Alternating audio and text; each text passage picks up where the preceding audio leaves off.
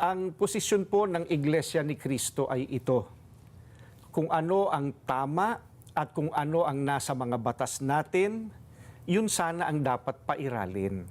Huwag po itong pilipitin para umayon sa nais ng sinuman. Hindi po sumasang-ayon ang Iglesia sa anumang hakbangin na hindi naaayon sa mga batas ng ating bansa. Sapagkat ang batas po ang salalayang nagpapanatili ng kaayusan sa ating bansa. Kapag ang batas ay binaliwala, ay nagbubunga ito ng kaguluhan, hidwaan at kawalang hustisya. Alam niyo po iyan. Sino mang Pilipino o mamamayan ng ating bansa na may ginawang paglabag sa ating mga batas, dito dapat litisin sa ating bansa. Bakit po? Sapagkat gumagana naman ang sistema ng ating hustisya. Hindi po natin sinasabing wag litisin ang dating Pangulo sa mga iniaakusa laban sa kanya.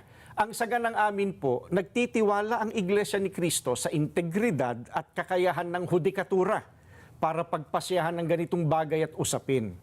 Ang mga hukom natin ay may kakayahan po na gampanan ang kanilang tungkulin, na ipataw ang tamang hustisya at pairali ng katarungan sa lahat ng sandali. Kaya, hindi natin dapat isuko ang soberenya ng ating bansa sa iba. Yan po ang posisyon natin.